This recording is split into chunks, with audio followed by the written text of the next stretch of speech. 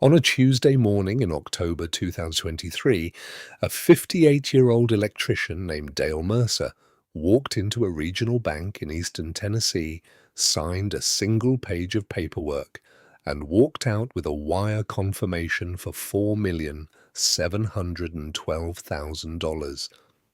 He was wearing the same Carhartt jacket he'd owned since 2009.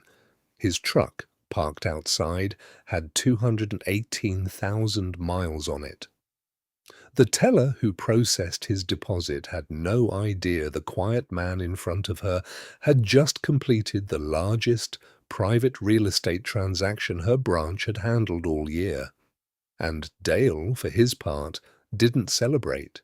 He drove to a diner 3 blocks away, ordered a cup of coffee and a short stack, and called his wife Linda to tell her, in his exact words, that the work was finally done.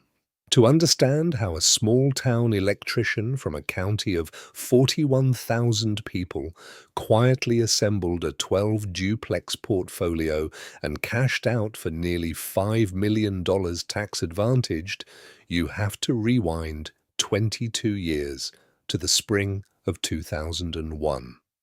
Dale was 36 years old, making about $48,000 a year doing residential and light commercial wiring. He had 2 kids, a mortgage on a 400 square foot ranch, and exactly $9,000 in a savings account that he'd been adding to for 6 years. He wasn't reading personal finance books, he wasn't listening to podcasts, because podcasts didn't really exist yet. What he had was a customer, an older landlord named Errol Bishop, who hired him to rewire a beat-up duplex on Sycamore Street. And while Dale was up in the attic pulling Romex, Errol mentioned, almost in passing, that he was tired of being a landlord and wanted out of 3 properties before the end of the year.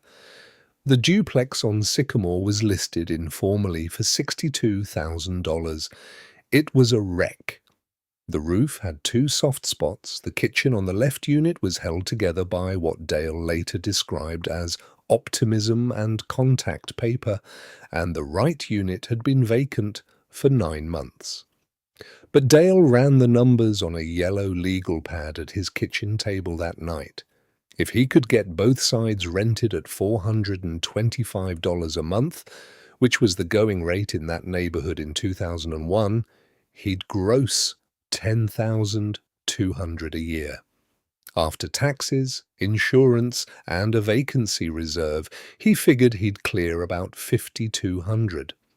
On a $62,000 purchase, that was an 8.5% cash-on-cash return before any appreciation, before any loan paydown, before anything. He bought it in May 2001 with $7,000 down on a seller-financed note Errol carried at 7% for 10 years.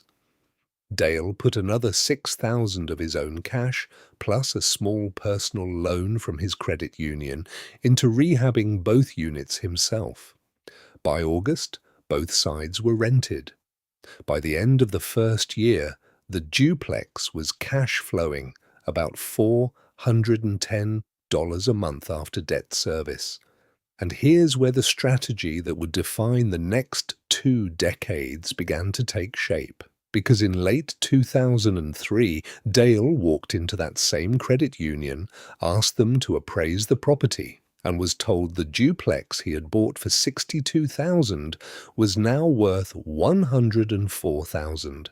He refinanced into a conventional 30-year note, pulled out roughly $28,000 in cash, paid off Errol's seller note in full, and used the remainder as the down payment on duplex number 2.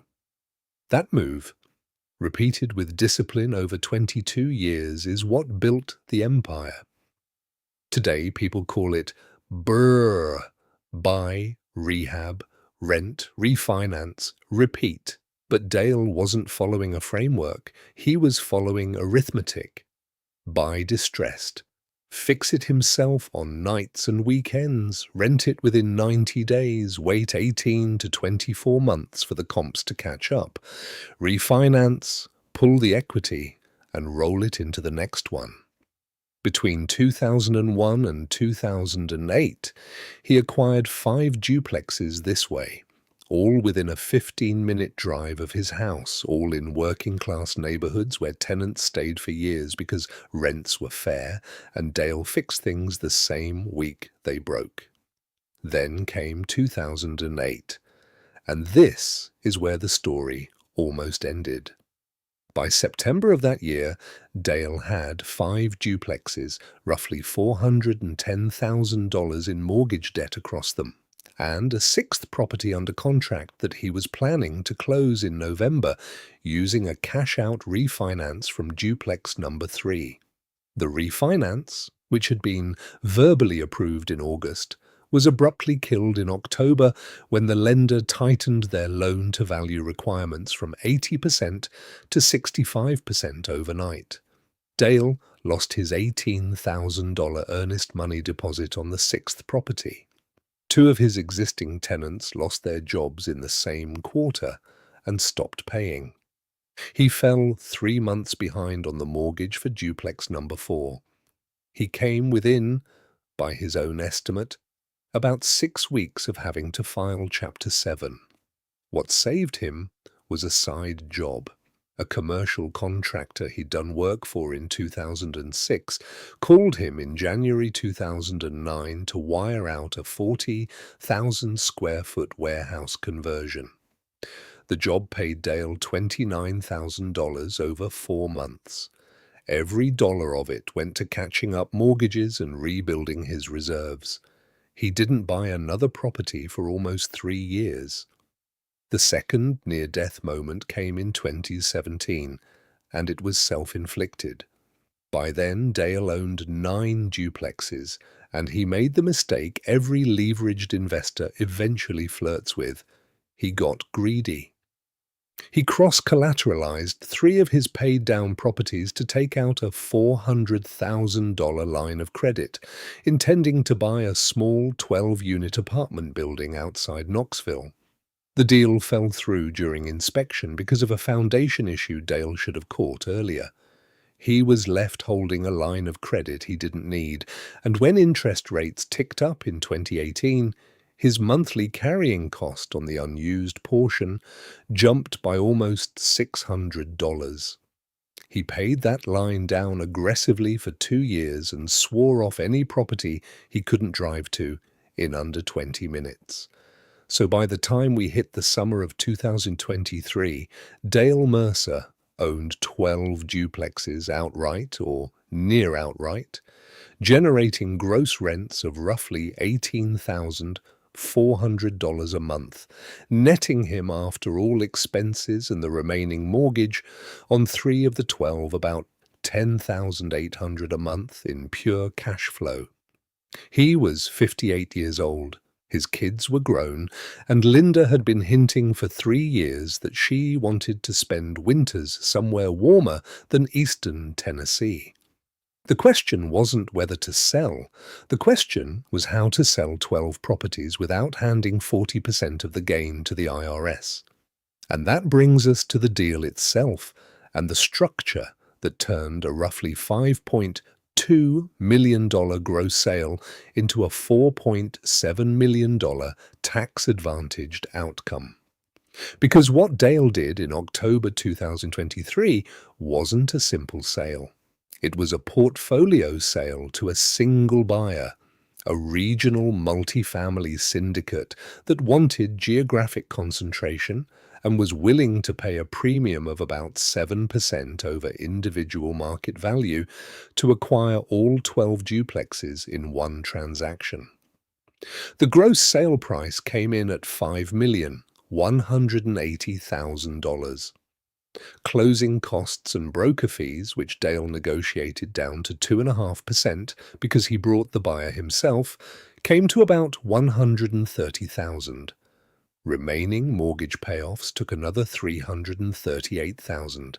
But the real magic was in the tax structure.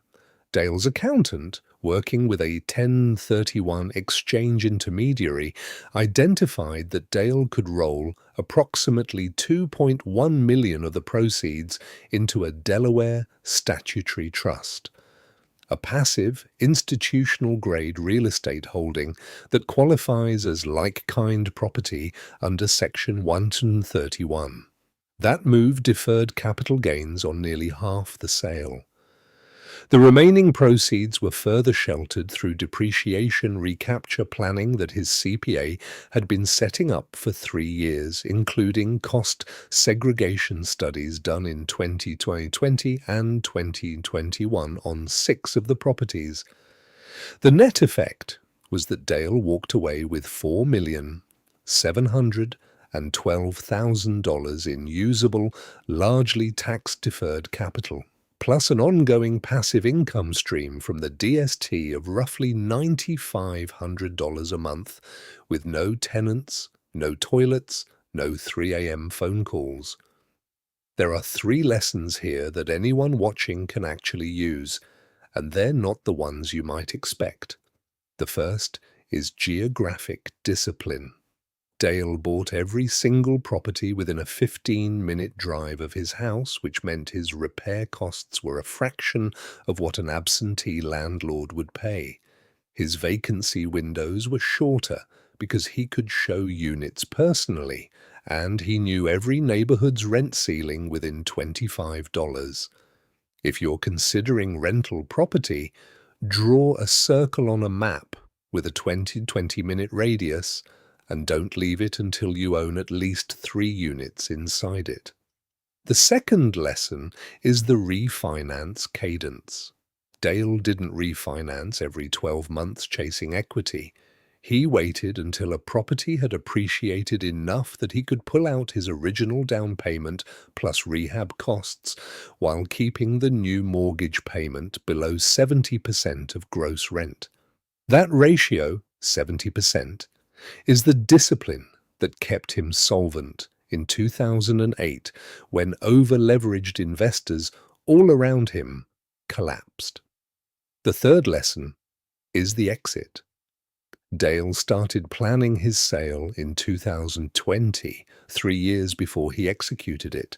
He had cost segregation studies done, he interviewed 3 different 1031 intermediaries, and he met with his CPA quarterly for the final 18 months.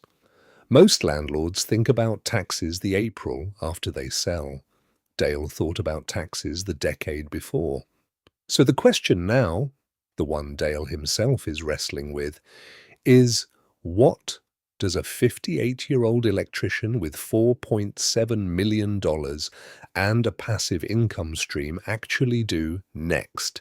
And is the Delaware Statutory Trust the smartest move he made, or the one he'll regret in 10 years when the next downturn tests it?